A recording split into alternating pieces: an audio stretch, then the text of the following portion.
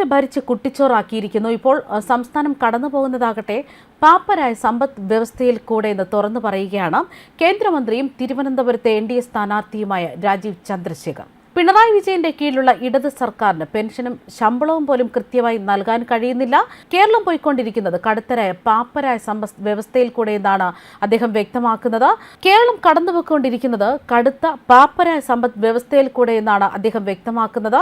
പ്രധാനമന്ത്രി നരേന്ദ്രമോദിയുടെ ജൽജീവൻ പദ്ധതി രാജ്യത്തെ ഒട്ടുമിക്ക സംസ്ഥാനങ്ങളും നടപ്പാക്കി ജനങ്ങൾക്ക് ശുദ്ധജലം ഉറപ്പുവരുത്തിയിരിക്കുകയാണ്. ഈ പദ്ധതി നടപ്പിലാക്കാൻ കഴിയാത്ത ചില സംസ്ഥാനങ്ങളിൽ ഒന്നാണ് നമ്മുടെ കേരളം എന്നാണ് രാജീവ് ചന്ദ്രശേഖർ വ്യക്തമാക്കുന്നത്.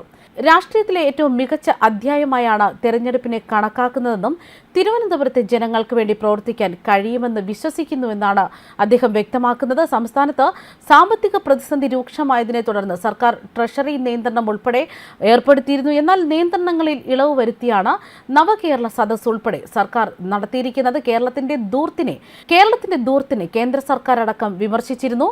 അതേസമയം സിവിൽ പോലീസ് ഓഫീസർ നിയമനത്തിനുള്ള റാങ്ക് ലിസ്റ്റ് കാലാവധി അവസാനിച്ചതോടെ പട്ടിക റദ്ദാക്കിയ അവസ്ഥ തികച്ചും ദൗർഭാഗ്യകരമെന്നാണ് അദ്ദേഹം വ്യക്തമാക്കുന്നത്. എഴുത്തുപരീക്ഷയും കായികക്ഷമതയും ഉൾപ്പെടെയുള്ള കടമ്പകൾ കടന്ന് ആയിരക്കണക്കിന് കുടുംബങ്ങൾക്ക് പ്രതീക്ഷ നൽകിക്കൊണ്ട് പ്രസിദ്ധീകരിച്ച പട്ടികയാണ് നിയമനം പൂർത്തിയാകാതെ റദ്ദാക്കിയത്. ഇത് സംസ്ഥാന സർക്കാരിന്റെ പിടിപ്പുകേടെന്ന് തന്നെയാണ് അദ്ദേഹം ചൂണ്ടിക്കാട്ടുന്നത്.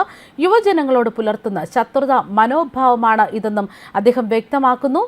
തലസ്ഥാനത്തെ LMS കോമ്പൗണ്ടിൽ മറ്റൊരു ചടങ്ങിൽ പങ്കെടുക്കാനെത്തിയ രാജീവ് ചന്ദ്രശേഖരനെ കാണാൻ ഉദ്യോഗാർത്ഥികൾ പരാതിയുമായി വീണ്ടും എത്തിയപ്പോഴാണ് മന്ത്രിയുടെ പ്രതികരണം.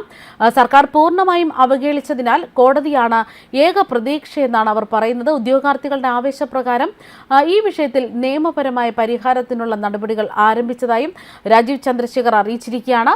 സെക്രട്ടേറിയറ്റിന് മുന്നിൽ പ്രതിഷേധ സമരം നടത്തിവന്ന ഉദ്യോഗാർത്ഥികൾ ഒരു മാസം മുൻപ് ഇതേ പരാതിയുമായി രാജീവ് ചന്ദ്രശേഖരനെ കണ്ടിരുന്നു. സംസ്ഥാന സർക്കാരിന്റെ അധികാര പരിധിയിൽ വരുന്ന വിഷയമായതിനാൽ അടിയന്തര ശ്രദ്ധ പതിയണമെന്നാവശ്യപ്പെട്ടുകൊണ്ട് അന്ന് തന്നെ ഉദ്യോഗാർത്ഥികളുടെ പരാതി സഹിതം അദ്ദേഹം മുഖ്യമന്ത്രി പിണറായി വിജയന് കത്ത് നൽകുകയും ചെയ്തു. എന്നാൽ ഈ കത്തിന് ഇതുവരെയും ഒരു മറുപടി പോലും ലഭിച്ചിട്ടില്ലെന്ന് തന്നെയാണ് അദ്ദേഹം പറയുന്നത്. അത് തികച്ചും ദൗർഭാഗ്യകരമാണെന്നും അദ്ദേഹം കൂട്ടിച്ചേർത്തു. LDFും UDFും മാറി മാറി ഭരിച്ച കേരളത്തിലാണിപ്പോൾ പോലീസ് റാങ്ക് ലിസ്റ്റിൽപ്പെട്ടവർക്ക് പോലും നിയമനം ലഭിക്കാത്ത ഒരു ദുരവസ്ഥ കടന്നുപോകുന്നത്.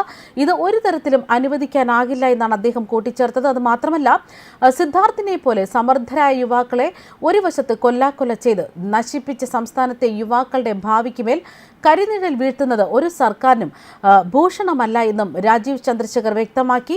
CPO റാങ്ക് ലിസ്റ്റ് പട്ടിക പുനഃസ്ഥാപിച്ച് കാലാവധി നീട്ടണമെന്നും ഈ ലക്ഷ്യം നേടുന്നതുവരെ ഉദ്യോഗാർത്ഥികളുടെ സമരത്തിനൊപ്പം അദ്ദേഹം ഉണ്ടാകുമെന്നും അവർക്കിപ്പോൾ ഉറപ്പ് നൽകിയിരിക്കുകയാണ്. ന്യൂസ് ഡെസ്ക് കർമ്മ ന്യൂസ്.